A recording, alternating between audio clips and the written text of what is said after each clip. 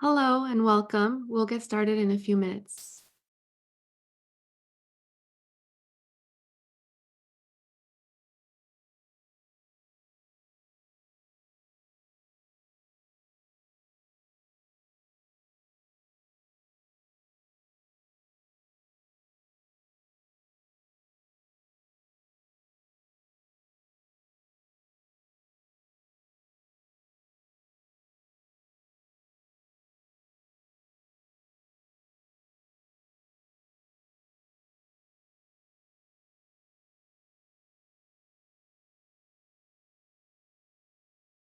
Thank you for joining us today.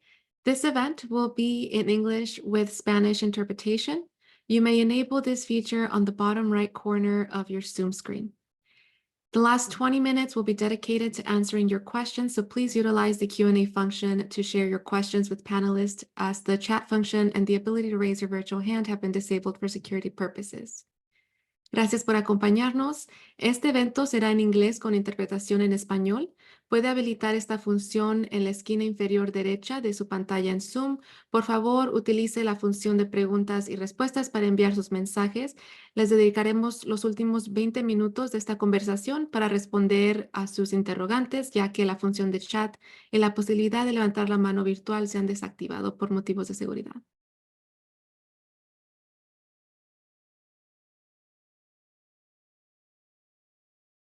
Before we begin, I'd like to let you all know that this is the second session of a three-part webinar series. The initial session happened just a few weeks ago, where we discussed the shortcomings in U.S. foreign policy and the need for more effective, inclusive, and democratic measures in the region. These policies should aim to create dignified living conditions, reducing the necessity for people to migrate as a last resort for a better life. Even with the best U.S. immigration policy, only half of the challenge would be addressed. Today, we will focus our shifts on how Chicago is managing the influx of individuals seeking safety and support. My name is Sandra Diaz. I am Communications Director for Center for Migrant Progress, and I will be your moderator for this panel conversation. Thank you for joining us. I'll begin by introducing our panelist, Lisa Koop. Lisa Koop is the Director of Legal Services at National Immigrant Justice Center. She directs NIJC's Asylum Project, handles federal litigation, and provides representation and supervision in deportation defense matters. Lisa specializes in litigation, policy, and direct services advocacy on behalf of immigrant survivors of gender-based violence. Lisa heads NIJC's Indiana office and is an adjunct professor at Notre Dame Law School. Lisa graduated magna cum laude from Indiana University McKinney School of Law in 2004. Erendira Rendon created the Resurrection Project's Immigrant Justice Department and serves as the organization's lead strategist and manager on local and statewide campaigns impacting the lives of immigrants. She has played a leading role in the successful passage of pro-immigrant legislation in Illinois, including temporary visitors' driver's licenses, the expansion of healthcare to undocumented adults in Illinois, the Chicago Legal Protection Fund, the creation of the Immigration Unit in the Law Office of the Cook County Public Defender, and Illinois Access to Justice. Ere is an undocumented immigrant with DACA protection. She was born in Oaxaca, Mexico, and immigrated to the U.S. in 1990 to be reunited with her father. Ere is a graduate of the University of Illinois at Urbana-Champaign and an alumna of the Civic Leadership Academy at the University of Chicago and Leadership Greater Chicago. Marilu Moreno was born in Guerrero, Mexico, but moved to Chicago at the age of 11. She obtained her BA in political science with a minor in sociology from Northeastern Illinois University, making her the first person in her family to attend and receive a degree from a higher education institution. She has had different roles throughout the years at ICIRR, which include community leader, intern, office assistant, programs coordinator, programs manager, and now deputy of program operations. In her current role, Marilu is responsible for overseeing implementation, monitoring, training, and providing support and technical assistance for the New American Initiative, the Immigrant Family and Resource Program, Supplemental Nutrition Assistance Program, and Women, Infants, and Children. Thank you for being with us today. We will start our panel discussion with a question for Lisa. Given that the last significant changes to immigration law occurred in 1986 with the passage of the Immigration Reform and Control Act, which included a legalization program, then followed in 1996 with the passage of the Illegal Immigration Reform and Immigrant Responsibility Act, IIRA, which shaped our current enforcement-heavy immigration enforcement landscape. We find ourselves facing challenges in receiving and processing individuals seeking safety at the southern border, along with the long-time injustice surrounding the 11 million undocumented individuals for whom there is no immigration provision for them to apply for immigrant visas in the U.S., in recognition of the multiple contributions to the well-being of the country. Drawing on your policy expertise, could you share your perspective about how the absence of a comprehensive and compassionate immigration policy, including the area of humanitarian protection, has contributed to these challenges? And additionally, how do you see this influencing actions taken by Republican governors, such as Abbott and DeSantis? And I'll remind panelists that we have about 7 minutes to answer each question. I love this question because it's 7 minutes to explain everything that's wrong with the immigration system. So it's really big. But I want to start by just expressing my gratitude for my co-panelists and to Alianza Americas for pulling this together, and to all of you out there who are joining us for this conversation. For me, it is a great privilege to be speaking with the women who are sharing today. So thank you to all of you for this. Sandra, you started talking about IRA, which passed in 1996. I started working in immigration law in 1999. So for the entirety of my career, we've been talking about Fix 96. And the reality is there has been such intransigence and such a whole-scale failure to remedy this really structurally flawed system that it's not surprising that we're now feeling like, oh goodness, this whole system feels ready to implode. And I think, it's very clear that bad actors, anti-immigrant entities, whether that's the governor of Texas or people elsewhere, it's a system that's exploitable because they can point to it and say, oh, this is chaos. This is irrevocably flawed. There's no way to fix this system. And that's simply not true. I really like the framing of this conversation, extracting the crisis language and saying, let's talk about the narrative of what's going on, because this movement of people, the migration of people into I realize I'm speaking very quickly and we're doing interpretation, so I'm going to try to slow down a little bit. But this movement of people to the United States isn't a crisis, and it isn't a surprise. We've just come through a pandemic. We have countries that are experiencing economic strife, civil unrest, all sorts of things that are entirely predictable and entirely expected. And it is entirely possible to accommodate and receive and support the people who need to leave their countries and come to the United States. There are reasons why our system is not set up to do that right now. And there are reasons why our system continues to fail our long-term community members, our neighbors, our family members, our coworkers who have lived in the United States for a very long time without having the opportunity to permanently regularize their immigration status. So when I talk about that IRA 1996 law and the laws predating that, this is really the result of that. So for example, for longer term community members, we have laws that we passed in 1996 that created this terrible thing called unlawful presence. So we punish people who become eligible, who maybe have a family member who could petition for them and help them get their green card, help them regularize their status. But we have laws that make that impossible, that say, if you've accrued time in the United States without documentation, when you go to try to fix your papers, you're actually not allowed to do that. We're going to set up all kinds of barriers that force people to remain in an undocumented status, even when in our laws, it looks like you should be able to fix your papers. It looks like your 21-year-old United States citizen child should be able to file a petition for their undocumented parent and help them get their green card. But because of these really problematic provisions in our Immigration and Nationality Act, that's not possible. And that's something Congress could fix. That's not an insurmountable barrier. That is, a stroke of a pen by Congress to change the laws to fix that provision. The other provision that really, really harms long-term community members is the punishment for making a false claim to citizenship. So if someone has decided they need to work or determined they need to work to support their family, to support themselves, they filled out that I-9 form and their employer said, hey, no problem that you don't have status. Just check that little box that says you're a United States citizen. that can have really significant impact on someone's immigration case. And we see a lot of people that are prevented from otherwise regularizing their status because of things like that.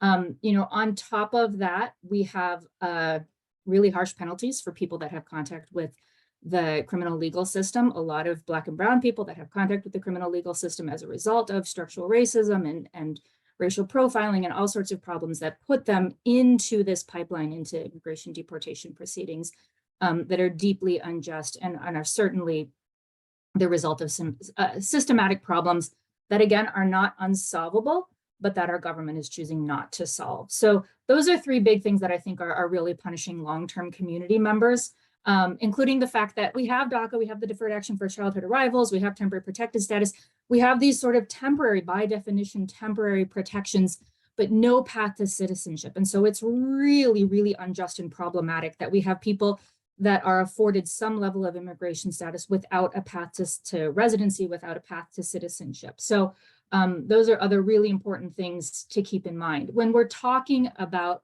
the US-Mexico border and the people arriving in Chicago and a number of other cities, whether that's by bus or for other, through other means, real problems that we're seeing there, again, going to some of these structural issues, are immediately the need to give people the right to work. So when someone arrives in a new community, they need to get a job, they need to have access to employment authorization. Right now, the way our laws are structured, that's very difficult. And so as a community in Chicago trying to support recent arrivals, not being able to connect people quickly with employment authorization is really difficult. And that's not for lack of trying by community organizations, by civil society, by the city of Chicago. Eddie is going to talk in a moment about the phenomenal clinics that TRP and other organizations have been holding to try and connect people with employment authorization.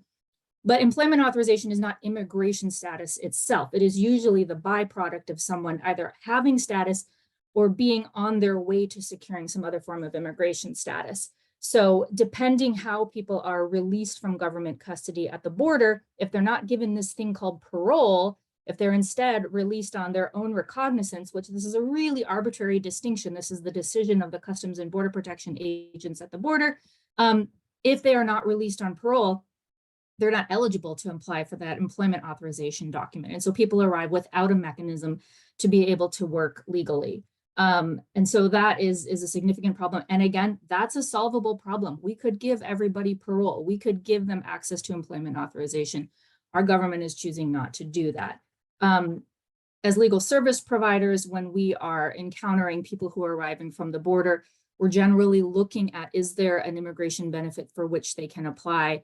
Temporary protected status is one of those things that Eddie will talk about in a moment. TPS is, again, a protection that exists in our immigration laws, but only to the extent that a country is designated by the executive branch. And most recently, for purposes of the population that's arriving in Chicago, we had people, Venezuelans who had to have arrived by July 31st in order to access temporary protected status. And so while that is a great protection for some people that arrived, it's limited to Venezuelans, and it's limited to Venezuelans who got here by July 31st. And of course, there have been many people that have arrived since that date.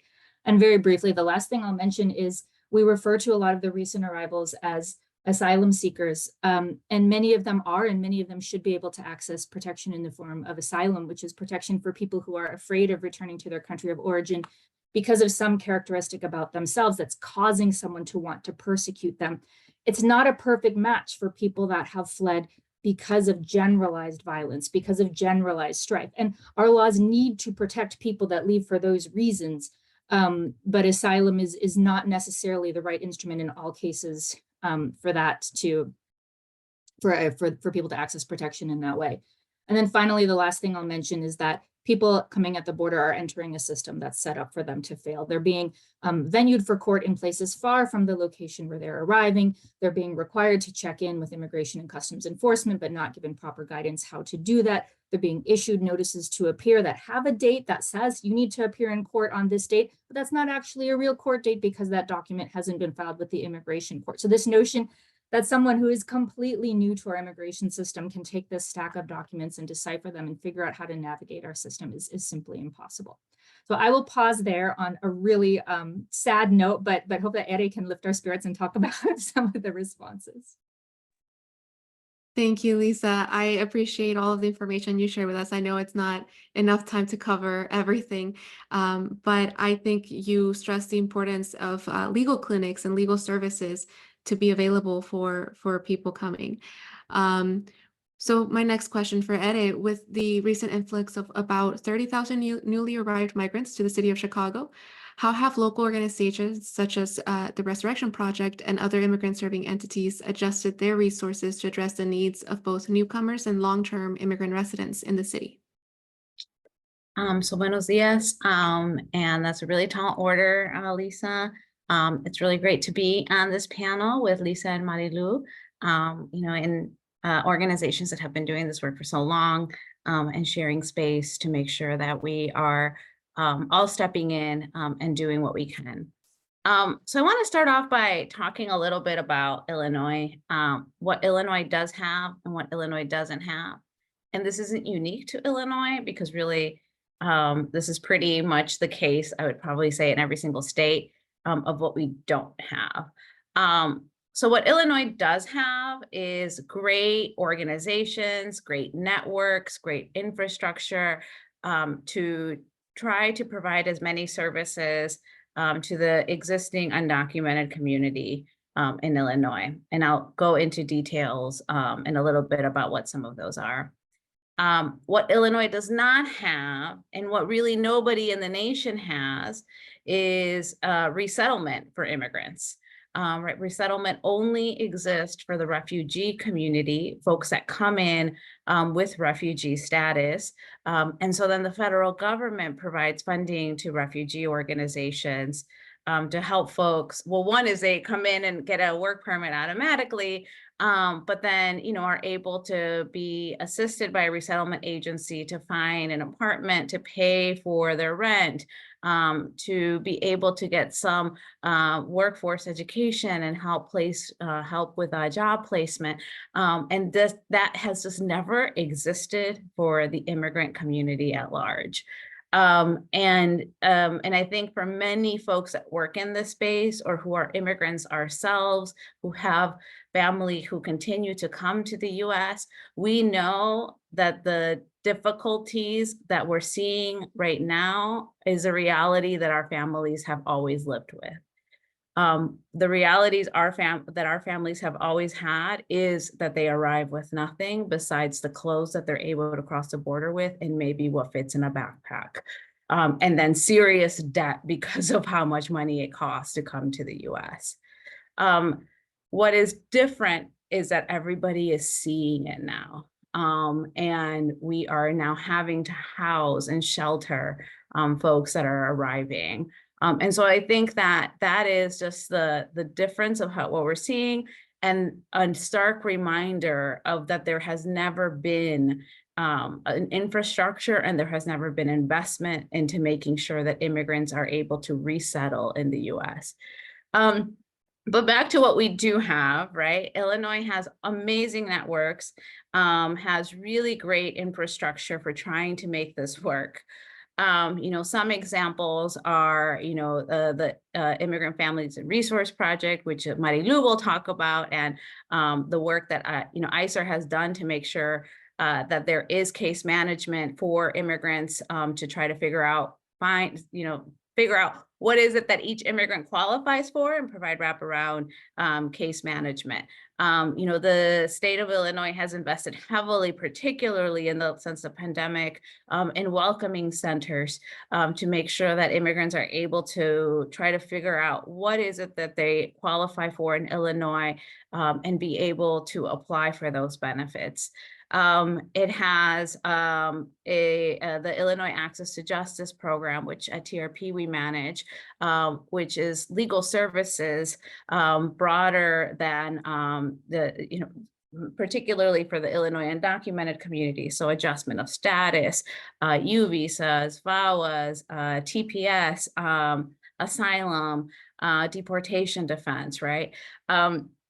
And it has really amazing networks, right, that get together, that learn together, and that try to lift up each other's work and really stay in the lanes that we are all trying to become experts at. So I think Illinois was probably one of the better places for us to see an increase in immigrants because of that. And has then what ended up happening was, the network of Welcome to Illinois got created to make sure that we're meeting continuously, sharing information and trying to make sure that we're lifting up each other's work versus trying to step on each other, all, because there's just so much that everybody wants to do that the coordination and the information sharing becomes so crucial and so important. So in when it comes to legal services for recent arrivals, I think we've all been doing our very best to try to figure it out. I'll say that we still need to do a lot of work in figuring out how we are going to process more pro se asylum applications. And I think we're all trying to figure out how we do it much more collaboratively. What we have been able to do much more successfully in a larger scale are streamlined, centralized TPS or an EAD or work, employment authorization document workshops. For folks that qualify, right? As Lisa mentioned, it's not a status. You have to have a reason to qualify for EADs. So oftentimes we hear a lot of like, help everybody apply for a work permit, right? And it's just like, that's just not the reality, right? There's very few folks that actually qualify for work authorization. So if you look at the population that's in shelter in Chicago right now, it depends on the day, but right now it's about 14,000 people that are living in shelter who are recent arrivals. Of those 14,000 people, only about 3,500 of them qualify for work authorization via either TPS, because they're Venezuelan nationals who came in prior to July 31, or parole, meaning they applied through the CBP-1 app prior to entering the US and received parole prior to entering the US. Those are all very crucial steps because I think a lot of folks that come in, if you ask them if they use CBP-1, they will say yes, they tried, right? But that doesn't mean that they did get their CBP-1 appointment and that they got their parole before entering the US. So the majority of folks don't qualify. So 14,000 living in shelter, 3,500-ish that do qualify. And then I'll give you the numbers right now about how many we've processed. So we have of those 3,500 that we believe qualify, we have had 3,305 people come to the workshops. We have submitted 2,989 applications. And we have received 1,245 work authorization. It's very fast. I will say USCIS is prioritizing these applications, which may or may not be why it's causing problems in some other areas like DACA renewals. But that is, it is working and it is going very fast. And USCIS has done a lot of work also to do more fee waivers and to be fairly generous about who qualifies as Venezuelan nationals, including children that were not born in Venezuela to Venezuelan parents, for instance. And sometimes we're seeing a little bit more leniency around length of time that folks have been spending living in other countries. So what's great and what I think what we're learning in these workshops is that it's really amazing to have organizations come together and be able to have workshops at a bit of a larger scale. It's more effective. We're not duplicating all of our work. And it allows a very streamlined process for folks to come in, right? They don't have to be searching everywhere about which organizations has capacity to take me, but they know their case manager in their shelter is going to set them up for their appointment and come in. Starting today, folks who do not live in shelter are able to register for these workshops. But it is specific to folks who have either lived in a shelter previously or have been assisted by the state through the ACE-RAP program, which is a rental assistance program that the state has set up. So we're working with a partner so that everybody understands who qualifies and who can register. And that will, all of that information, as well as volunteer opportunities for this workshop, is found at welcometoil.org. So I'll end there, and I think we're gonna continue some of this conversation later. Thank you, Ede. And I appreciate you mentioning all the amazing work that community orgs have already been doing. And for that reason, they were ready to, support additional people coming in and navigating the intricacies of the immigration system. So thank you for sharing that. My next question is from Marilu. So Marilu, in addressing the challenges to meet the needs of long-term residents and newcomers in Chicago and ensuring a humane and dignified way of life, can you speak on what the role of ICIRR has been in filling some of the policy gaps? So in addition, what specific steps can the city of Chicago take to bridge these policy gaps and create a more comprehensive framework that addresses the issues effectively? Yes. So a little bit of background. ISER is a coalition with over 100 members throughout the state, and some of the work that we do includes advocacy, organizing, and we also provide programs, right? Some of the programs that you highlighted during my intro are the New Americans Initiative, which is all about citizenship, and our Immigrant Family Resource Program, which is what Ede mentioned. And I want to focus on our Immigrant Family Resource Program, which was implemented in the year 2000 in partnership with community organizations throughout the state of Illinois and the Illinois Department of Human Services. And this program was implemented basically to provide interpretation and translation and access to public benefits. Currently, the program provides case management, interpretation, translation services, as well as referrals and education to our immigrant communities across the state. Because this program exists, we have been using the framework of it to basically whenever different crises happen, such as like Syrian crisis, right? And we had an influx of Syrian immigrants in the state of Illinois, COVID-19, Afghan arrivals, Ukrainian arrivals, and now currently the southern border arrivals. Using the IFRP model has been very important because we've been able to provide case management services for newly arrived immigrants at the shelters. And our goal is basically to ensure that they all have the resources for a dignified life in this country. In addition to case management, we're also providing donations like essentials that people need, such as clothes, coats for winter, right? It is winter and we had very bad weather a couple of weeks ago. Essential items like hygiene kits, diapers, formula, etc.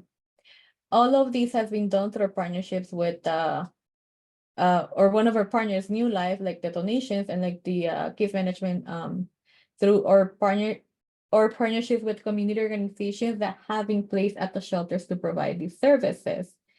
I do want to mention that usually IFRP is a service that is long-term and it's long-term case management. We try to help people become self-sufficient, right? Like we set up case management plans in order to help them become self-sufficient because of the 60-day policy, 60-day shelter policy.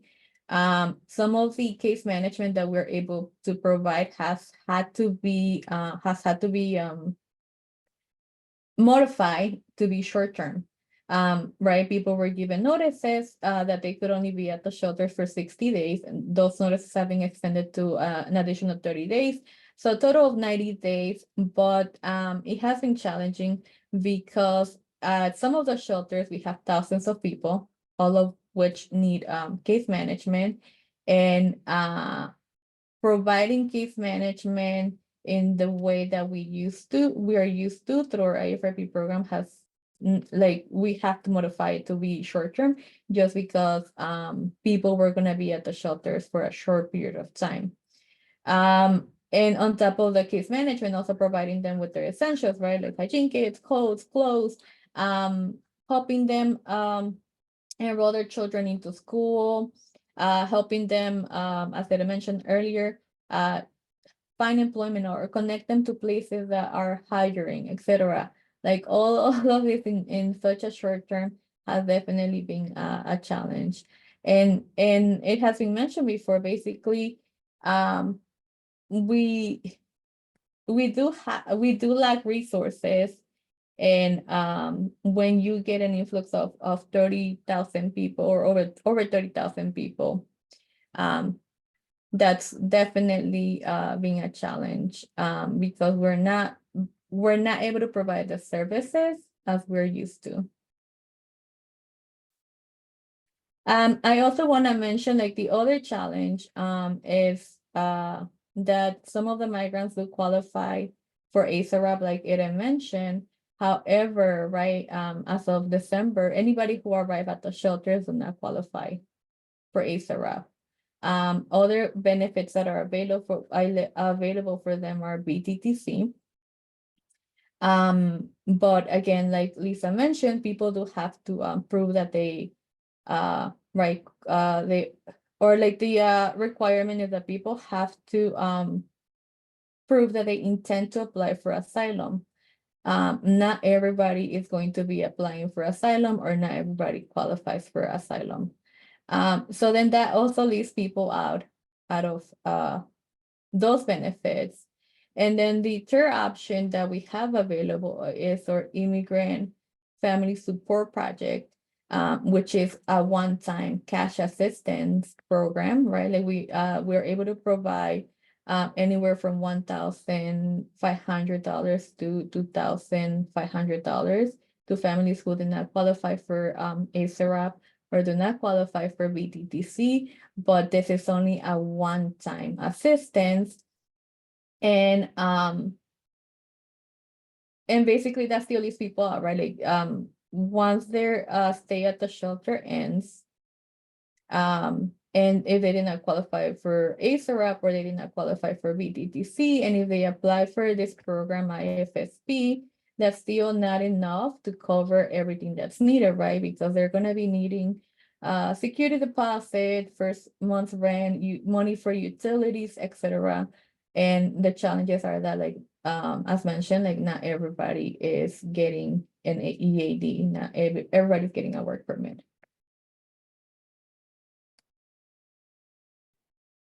Thank you, Marilu. And I also want to remind the panelists that if you're able to respond to any questions in the Q&A section in between conversations, you're welcome to do so. But we'll just reminding that we do have some time designated at the end to answer questions live. My next question is for Lisa Coop. Now looking into the future, looking ahead, what steps should the United States take to establish a compassionate immigration policy that aligns with both domestic and international laws, ensuring the welcoming of asylum seekers and offering a way for long-term residents who are foreign nationals residing in the country without immigration status to apply for immigrant visas and eventually even for U.S. citizenship? Can you share your vision for a humane immigration policy that prioritizes these principles, including the way in which something so basic as a work permit could be issued in a truly agile manner? Yeah, thank you.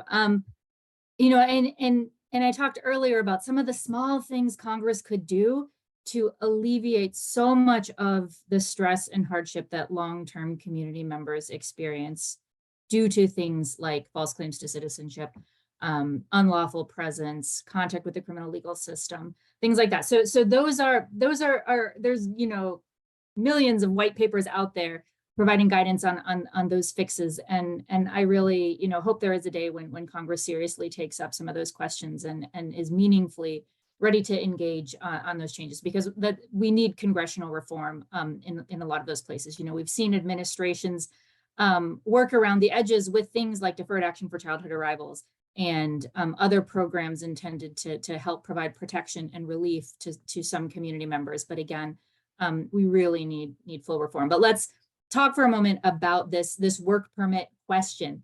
The executive branch has parole authority, and there was a question in the Q&A from someone in San Diego who said, I'm seeing all these people released from the border and they're all being released on their own recognizance rather than on parole. And again, this is a decision that the government is making as to how to release immigrants from custody at the border. And when they give them parole, our Immigration Nationality Act says, okay, if you've got parole, then you can go and apply for a work permit. If you've been released on your own recognizance, then there is no path to work authorization. So this is a discretionary decision that is happening either by individual officers or by regional supervisors or from headquarters in DC. And that is a choice that they can make. Now, this administration has been kind of flirting with the idea of trading away their parole authority, and they should know that that's completely unacceptable, and that is a power we need our government to have as a way to provide employment authorization for people arriving in the United States. Again, employment authorization is not enough. Parole is not enough. Parole expires. Parole may be good for about 2 years, after which point you have to have some other form of immigration status to transition to, or you're essentially back where you started and you face living without access to employment authorization. So parole is a piece of the solution. It is not the only solution. Congress, again, could pass a right to work law. We talk a lot about these right to work ideas. What would it look like to allow people to work, to decouple the right to work from immigration status, to recognize the right to work as a human right, where all of our community benefits when people have access to employment authorization and are able to stabilize their families and are able to fully function in our communities. So I think that's, sort of when I say like, let's dream big and let's think about like, what are the big asks that we can make? I think that's one that needs to be pushed. When we're thinking about border policy, what should change there? No expedited removal. So get rid of that terrible program again that started back in 1996, where we deport people summarily at the border without them ever seeing an immigration judge, ever having an opportunity to put forward their immigration case, explain their asylum claim, talk about their eligibility for immigration relief. That should not exist. The latest iteration of that is a program called FIRM, which is a Family Expedited Removal Management Program, through which we are telling families, okay, we're not going to detain you at the border, but we are going to make you go through the asylum process. We're going to make you do a credible fear interview, which means within a matter of days of arriving in the United States, you need to get where you're going, and you need to be ready to articulate your asylum claim to an asylum officer who will decide thumbs up, thumbs down, whether or not you get to proceed with your claim. And by the way, you're going to wear an ankle shackle while you're going through this. You're going to have all kinds of ICE reporting requirements. You're going to live basically in fear and instability, and you're expected without appointed counsel to put forth your asylum claim in that system. Totally unjust, awful. We're seeing people deported out of Chicago in this program that never had a chance to put their cases forward. Let's get rid of anything that looks like Title 42. So Title 42 was that health law during the pandemic that the prior administration invoked to seal the border. We now have a president who's saying like, hey, that actually sounds pretty good. I'd like the authority to be able to seal the border. Congress, why don't you do that? That is a death sentence for migrants who are coming to the United States. That is in complete violation, not only of our moral obligations, but of our legal obligations, domestic and international. So no turnbacks, no Title 42, no FIRM, no expedited removal. Let's continue looking at some of the programs that this administration tried to start in early days of the Biden administration, like the asylum merits interview, which was another expedited asylum process that had a lot of problems, but it had some promise. There were some things that sort of looked like, okay, if we could give people 6 months to put on their asylum claim, maybe we strike the balance between these interminable immigration court backlogs where people are waiting until 2027 to have an immigration court hearing, and people that are forced to put on their asylum case within a matter of days of arrival. There's got to be a way to strike that balance. That's what we want to do. Okay. Non-custodial reception centers at the border. This is a proposal that's been floating around for a while. Instead of taking people into Border Patrol custody or ICE custody, what if we funded the civil society organizations that have expertise and years of experience operating on the border to receive people, to help them get where they're going, to help them recover from the trauma of their journey? And what would it look like if we organized, I think Ade mentioned this, if we organized resettlement nationwide? We know how to do refugee resettlement. What if it were funded for people arriving at the border and people arriving in other ways in the United States, and really meaningfully made an effort to integrate people into our communities and gave them the support they need? Finally, access to counsel. We've talked a lot about pro se models. By pro se, we mean people applying for immigration benefits without an attorney. So pro se is just a fancy lawyer word for going forward without an attorney. And given the numbers, given the volume, that's been really critical and necessary in this response to do pro se support. But for things like asylum and for things like, cases that present other complications, we really need people to have access to an accredited representative or an attorney to help them decipher their case and access their rights. Thank you, Lisa. And I know this is all very valuable information. So I want to remind folks, because I believe just by looking at some of the questions we're receiving, we have a lot of people watching us from outside of Illinois. So I want to remind people also that this is recorded and it will be available in the Alianza America's YouTube channel. And just to remind you, the people who have organized this forum, our Latino Policy Forum, Center for Immigrant Progress, the Resurrection Project, and the National Immigrant Justice Center. And given the conversation we've had so far, I know we use the acronyms NIJC, that's National Immigrant Justice Center, TRP, the Resurrection Project, and ICIRR is the Illinois Coalition for Immigrant and Refugee Rights. So just wanted to let people know what we're talking about, since here in the panel, we're familiar with the names, but outside of Illinois, maybe not so much. So thank you for being here with us. And thank you, Lisa, for your summary. My next question is for Ere. So again, looking ahead as we enter 2024 with tensions surrounding potential immigration policies in Congress, can you talk about the challenges your organization may face and the specific resources required to build infrastructure and welcome newcomers effectively, while also continuing to advocate for long-term residents? Yeah, and this is also a great reminder and a plug for the next session, our next webinar, which is going to focus much more on sort of some of the tensions, right, that exist, that are popping up between long-term immigrants and the new recent arrivals. So one, I don't know too much of the ins and outs about the federal push right now, besides I think what the rest of us know. But at least from my understanding, there is not that much emphasis on making sure that cities and states, or not enough emphasis on making sure that cities and states are going to receive their support, the funding that they need to be really able to do much more beyond just house and a cot, right? Folks as they arrive, which I think for what the nonprofit organizations need, it's really being able to have substantial resources and long-term resources to be able to respond consistently. I think for many of us, we're thinking, seems to be the new migration patterns. It is different from what we have seen in the past, as I mentioned earlier. It's much more visible, and organizations haven't been historically served as resettlement agencies, and so therefore we really need to shift how we've been doing our work.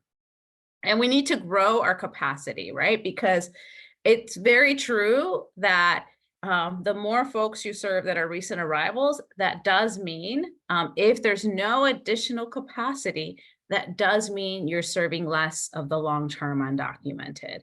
And I think all of the organizations here and all of the organizations that do this work don't want to do one versus the other. We absolutely need to do both. So we have done a lot of work locally to get the state more successfully the state to fund the work that is needed. We've done work to try to get the city to fund the work that is needed, very less successfully. And ideally, we would get the federal government to step in, because we know that this is a long-term new way of how we're going to have to respond to immigrant communities. And we cannot do it at the expense of the existing undocumented community. So I think that that's going to be really difficult to win, though, federally, right? I don't know that any of us expect that all of a sudden the federal government is going to step up and be able to provide the funding to the cities and the states and the organizations that is needed to make sure that we are successfully having folks be included in our cities and our states. And so I don't think that's going to change. I think we're going to have to continue to do the work to make sure that the cities and the state continue to support this work. And then the second thing I'll say about this is the piece around undocumented and the recent immigrant arrivals. And it even goes back to the point that Lisa is making, is that we've sort of used in media, and like everybody's sort of using asylum seekers as a new term for recent arrivals.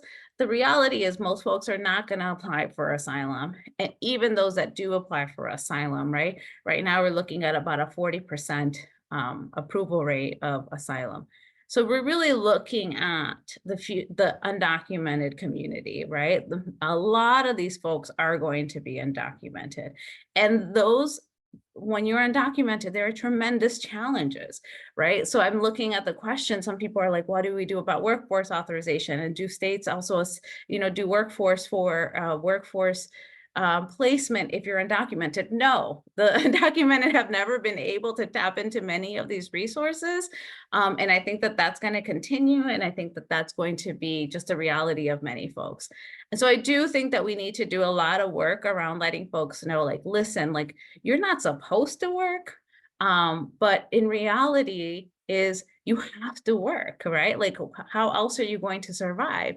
And so I think there's a lot of work that needs to be done to sort of be able to be okay with that. I tell folks all the time when they arrive, like, if you don't have a work permit, you find somebody who figured it out, because you got to kind of make sure that you got to learn, not necessarily what we're going to teach you, which is you can't work without work authorization, because like that is going to be the reality for many people.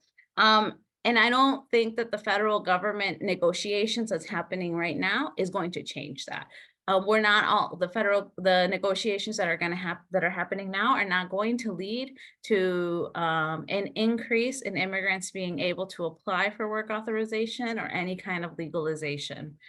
So I think it's only going to make it more challenging, and it's only going to be a reminder of how much we have to continue to lean on our local government, given that the federal government isn't willing to do anything that could potentially help immigrants.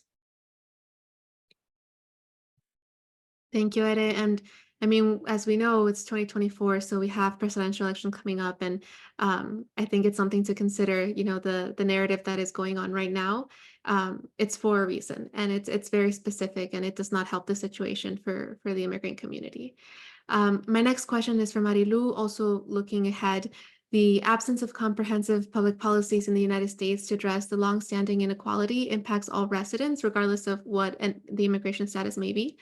Contrary to what many people would like us to believe, the arrival of migrants seeking protection is not the cause of these inequities. Instead, the root cause of unmet basic needs for Americans lies in the lack of proper policies aimed at ensuring the well-being of all people.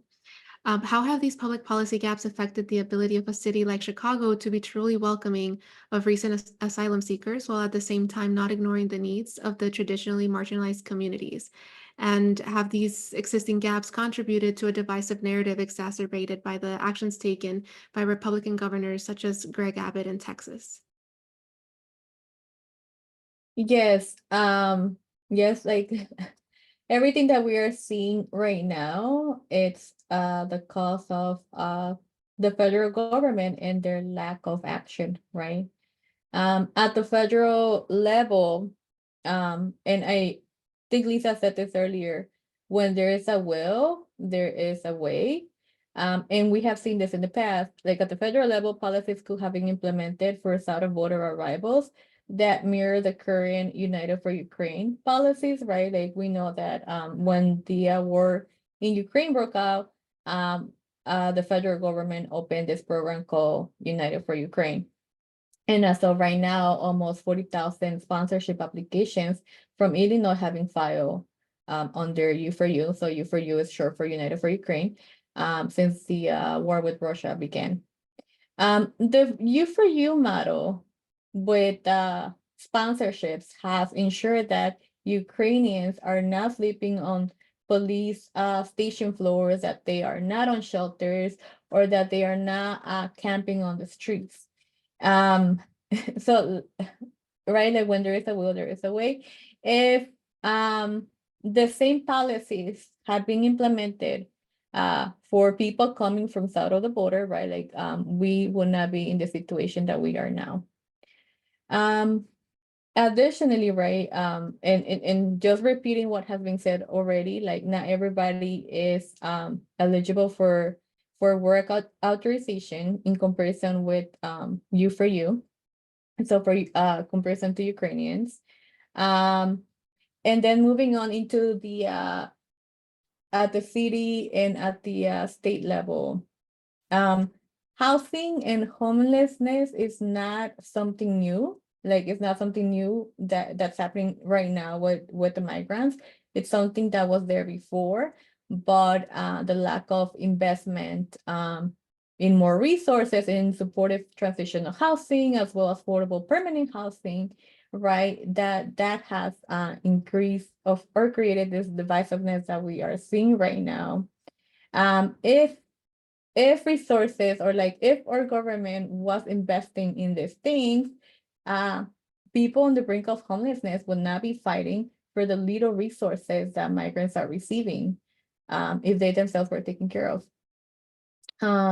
But we can also take this opportunity to advocate for solutions that benefit all and tackle economic disparity, racial injustice, and the lack of unstable housing.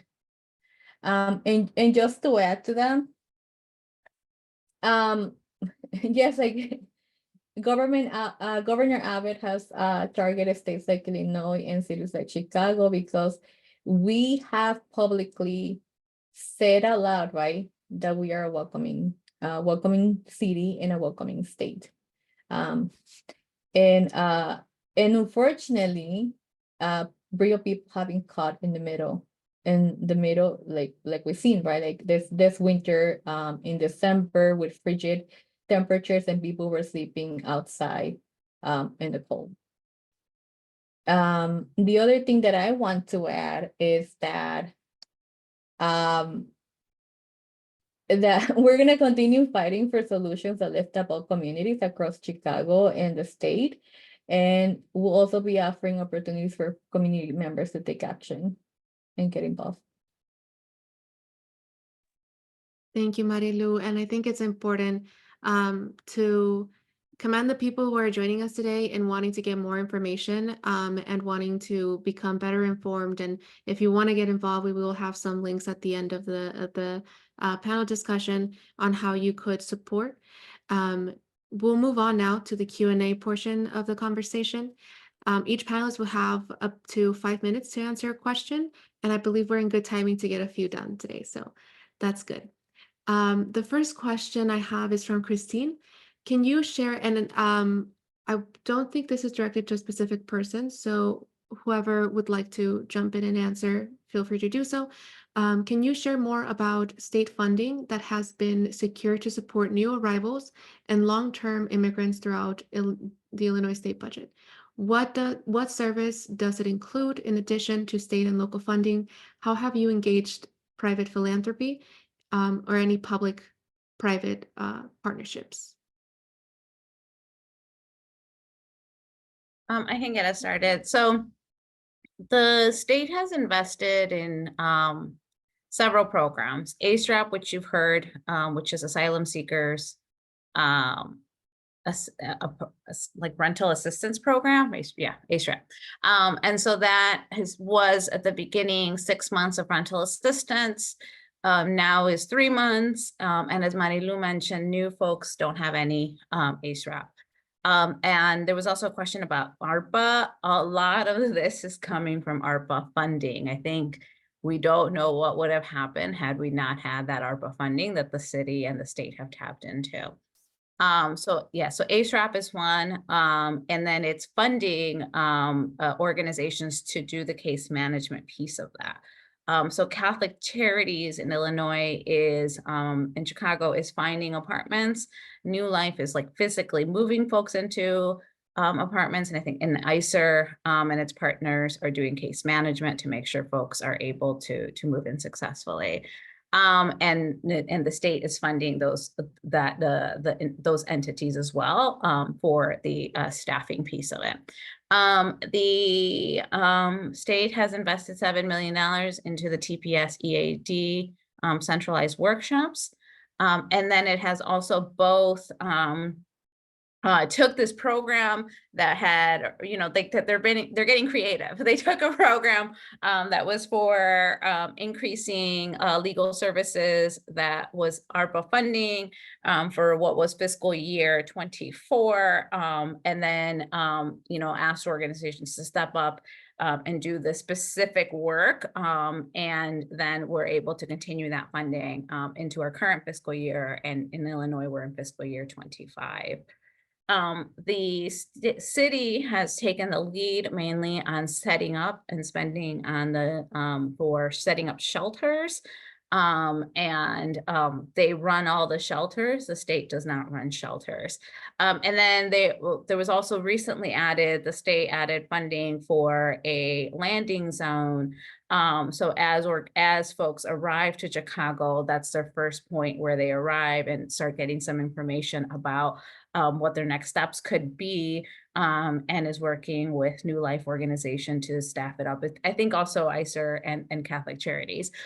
So there's been good amount of investment. I will say, I think what's been very challenging is that it's been 6 months at a time. And so it's like difficult to be like, should I hire folks? Should I not hire folks? But if I don't hire folks, am I taking resources away from everything else that we're doing? So I think we've had challenges in figuring that piece out, and have had challenges in, you know, we don't work in a vacuum. Organizations don't get to work by themselves and just figure out what is your niche. You know, you have to try to manage the expectations of the city, the state, the tensions there. And then also the federal government. And in our case, we're working closely with the federal government for the EAD TPS workshops. So the feds are actually having USCIS on site and processing applications. So I think that those are also big challenges, but it does take all organizations advocating for funding, advocating for resources to make sure that our local entities are stepping up in the absence of the federal government. Thank you, Ede. I have another question for the panel. Can anyone of the speakers educate us about how have immigrants, particularly Mexicans who have settled in the Chicago area, resolved their economic and social integration needs? And subsequently, what is the arrival of recent immigrants / asylum seekers different?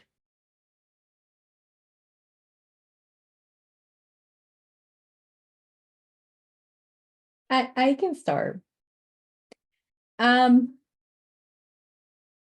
So I believe that they're friends, and I think it touched on this, right? Like I am the daughter of immigrants. My family came to this country because they already had family here or friends.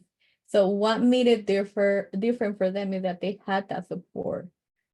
They arrived with family and friends and were able to basically work and pay their debts and right move on. The difference between the arrivals that we are seeing now, and like let me backtrack a little. So like I think that was the case for a lot of our Mexican families, right? Like we knew someone who was already living in this country, and we rely on that connection to basically get here, learn the system, work and move on. With the arrivals that we are seeing now, prior to 2022, and according to the census of 2020, there were over 4,000 Venezuelans living in Illinois. Right now, we know that it's over almost close to 40,000. But because there were only 4,000 Venezuelans, like that's not a lot of people. Like, you know, like basically the new arrivals came here without knowing someone, without having that network. And we know that many times they ended up in Illinois not by choice, right? Like we know that they were bused, like they were put in a bus or put on a plane, and boom, you are in Chicago, and you don't know anyone. So their experience has been a little bit different in that sense. And there was another part to that question. Can you repeat that again? Yes. So how have Mexicans in the Chicago area who are immigrants resolved their economic and social integration needs? Yeah, I believe that's the part. Okay. So we also know that, right, like with Mexican Americans, like I said, like we knew someone, and basically because we knew someone, and the number of Mexicans living in Chicago or in Illinois is high. Like I said, we had those networks and we were able to figure things out, and navigate the systems that were in place, basically to become financially stable. The difference also is that with Venezuela, right, it's a socialist country, so things for them are different. Like like when I say, like, in Mexico, we have learned, or like even when we come here, we have learned that if we want something, right, we have to basically work hard, because in our country, or in our home country, we couldn't rely on our government. It's a little bit different for the immigrants that we are seeing now, where their culture is different because of how the way that their government is, right?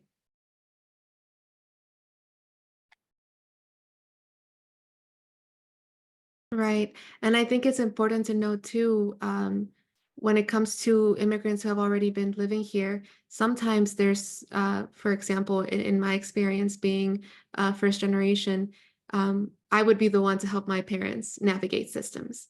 Okay. And people coming in more recently, they don't have someone who could support them. They don't have someone who knows the language or the way that our government works and does things. So there's definitely a big difference in need. Um, I have another question from Silvia. Can one of the panelists speak on the volunteers and mutual aid orgs that are providing services?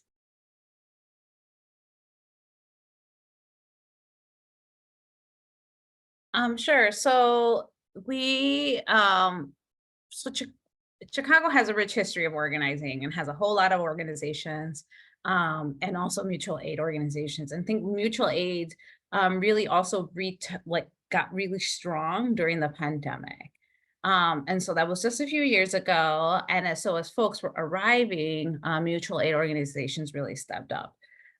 Mainly because for a while there, the city was struggling, right, in finding shelter for folks. And so then as people were arriving, what ended up happening was folks were taken to police stations, and they were told to wait in the lobby.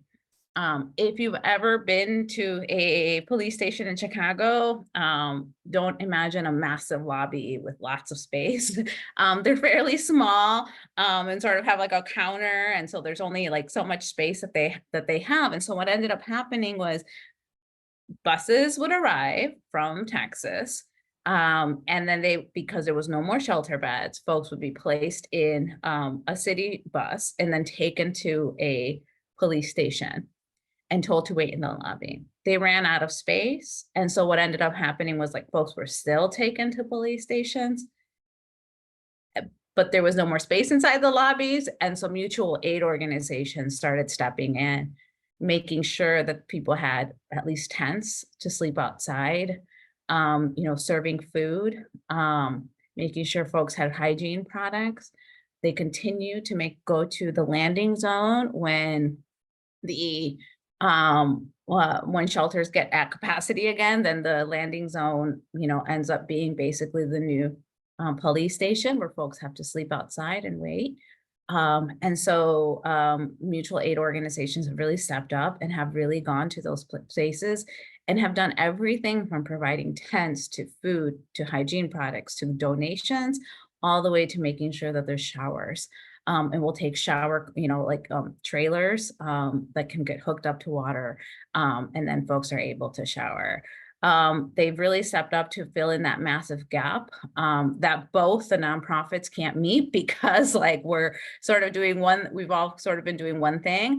and that the city isn't able to meet, and the mutual aids have really stepped into those spaces, and they do it all for free with very little funding, and on their spare time, and most folks work, and so this is like something that they do on the side. So it's I think without them, especially during the time when folks were at police stations, we would have seen much more desperate and difficult situations.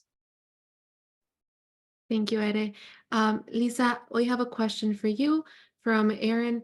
Can you say more about how the asylum seeker classification isn't suitable for some people? Yeah, I like that question. And the other one I saw that's related is like why on earth aren't more people in the shelters eligible for employment authorization? I think there are a couple of iterations of this question in the chat. And it's a really good and important one.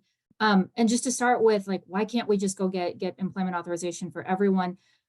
We've talked about there being sort of like two narrow paths to quick employment authorization for recent arrivals. And one is being admitted on parole, which we've talked about a few times. If you're not admitted in on parole, then you don't have an immediate path to apply for a work permit. The second is, are you Venezuelan? Did you get here before July 31?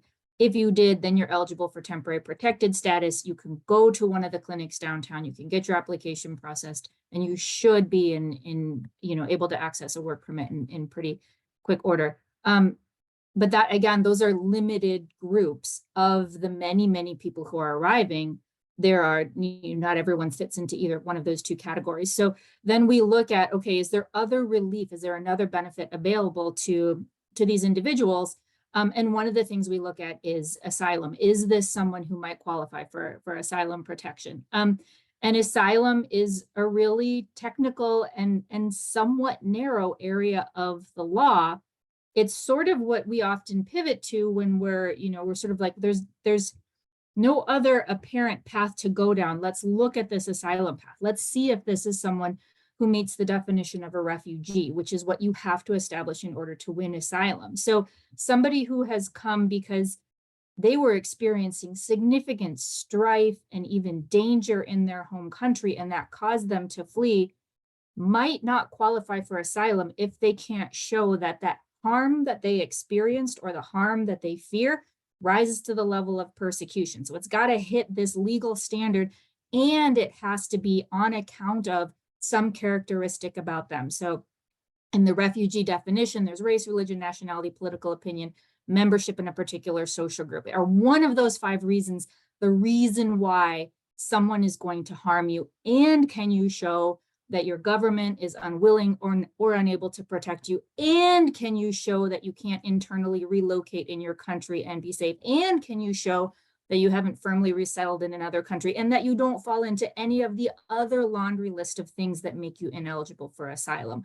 So asylum is not a blanket relief for everybody that has to leave their country, even though they had completely valid and critical reasons for leaving.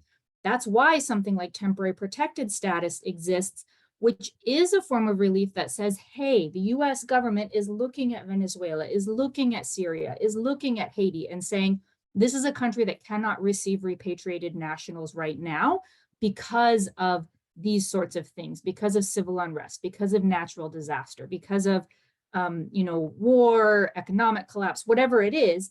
And so then the government has the ability to classify that country or designate that country for temporary protected status and give protection to those individuals and give them employment authorization. So TPS is a much broader tool, but it is by definition temporary, and it only applies to people that are from that designated country that are in the United States by a designated date. So someone leaving Venezuela right now and arriving in the United States is not going to be able to apply for temporary protected status unless the Venezuela is redesignated, which is what happened this summer.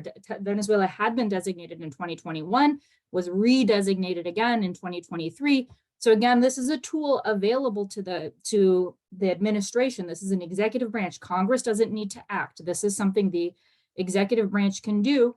And they could do it for Guatemala. They could do it for Mexico. They could do it for all of these countries that are experiencing levels of strife right now that make it really unsafe for people, and what's causing them to leave. So that's sort of the the paths we're looking at for people who are seeking asylum. When someone is eligible to apply for asylum, then our laws say, okay, you have to file that application within 1 year of when you arrive in the United States. Now, there are some exceptions to that, and we never want to say like you can never be considered for asylum if you're beyond your 1 year, but that creates another obstacle to your case. So what we've been doing in Chicago in partnership with a lot of other organizations is holding pro se asylum clinics. So, and I should say that we have, and maybe I can drop in the chat, at the National Migrant Justice Center, we put together a document that kind of compares temporary protected status and asylum and explains the difference between those two things. And it's available in English and Spanish and Haitian Creole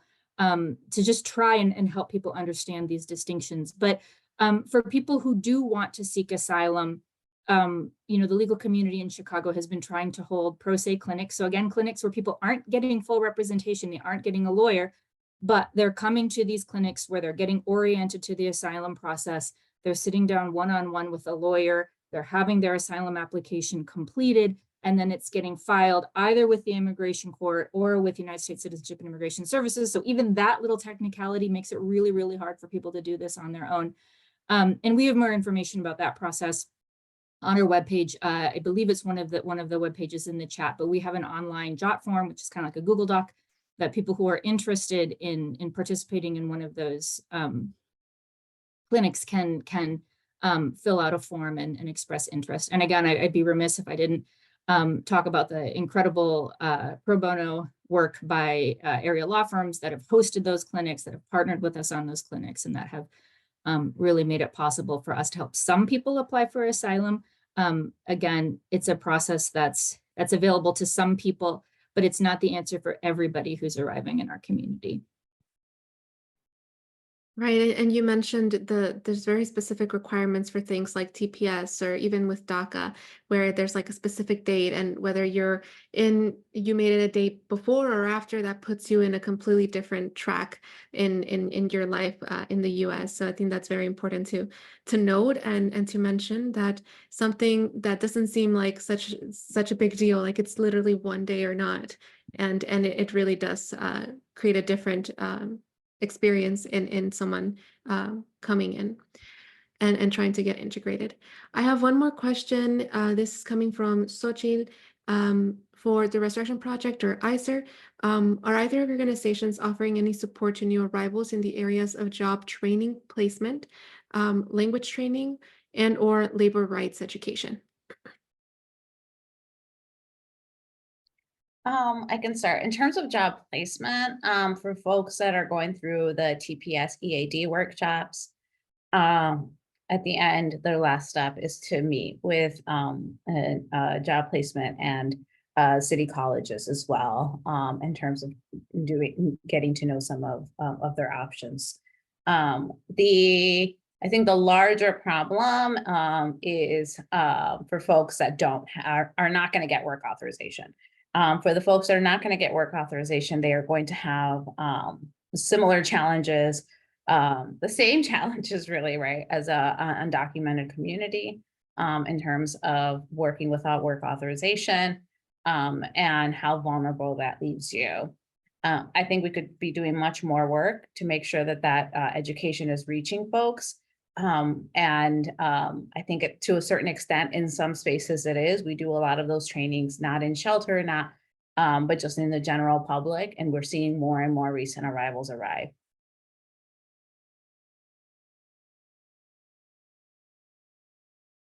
Thank you, Ede.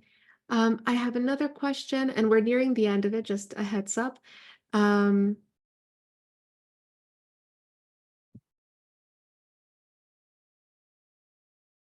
Sorry, just gonna read this.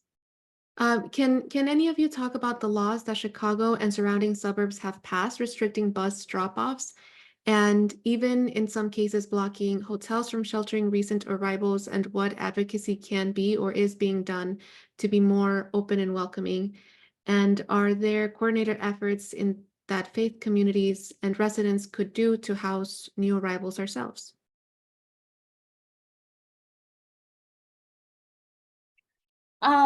Yeah, so the bus drop-off, the first city that passed an ordinance was Chicago, and then the suburbs have taken that ordinance. And it doesn't prohibit buses from dropping folks off. It just sets up very strict guidelines as to how they can do so, like what hours, where, things like that. And then if bus companies do something outside of that, then those bus companies can be ticketed, or their can even be impounded, right? And I think there was one bus impounded in Chicago. And so that then led to the bus companies being like, fine, we won't drop folks off in Chicago, we will drop folks off in the suburbs. And so folks were getting dropped off in the suburbs, told to get on Metro, and then make their way. Metro is a regional train line, and then told to get to Chicago via the Metro. And so then suburbs started passing similar ordinances as the city of Chicago that would establish very strict guidelines as to when buses could and how they could drop off folks, right? And so now what's happening is that bus companies are just going to other suburbs that don't have those ordinances. I know that there was efforts to try to restrict folks from being in shelter, from being in hotels. Don't know that any law act or ordinance actually passed that prohibits folks from, and I don't think that there could be, that would prohibit folks from being able to stay in hotels in suburbs. But sometimes it doesn't necessarily take a law to do that. It just would take a lot of political pressure that I think many suburbs were successful at in getting the state to stop having folks stay in those hotels. At the same time, the state did, at the beginning, when we first started receiving these sort of southern border buses, what was happening was the city was setting up shelter for adult individuals. And the state was setting up hotels for families.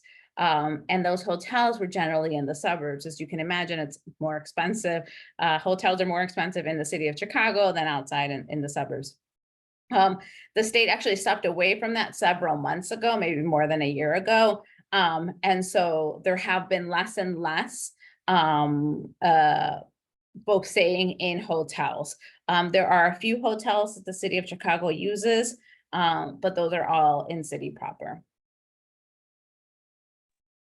Thank you, Ere. And the last question before we move to final comments is many tensions / frictions are arising between recent arrivals and long-time immigrants who have been in the U.S. for a while. Is there any effort of conciliation or any way we can invite the settled migrant community to help and welcome our Venezuelan brothers and sisters? Yeah, and I think that that's also a great plug for next time's webinar. And I think, yes, it's true. There's a lot of tension. I don't know that getting folks who don't have very much to help new folks is necessarily the solution. I think the solution is making sure that as we advocate for immigration changes and policy, and that as we advocate for funding for organizations, as we advocate for funding for the city and the state, that it be inclusive of the undocumented community.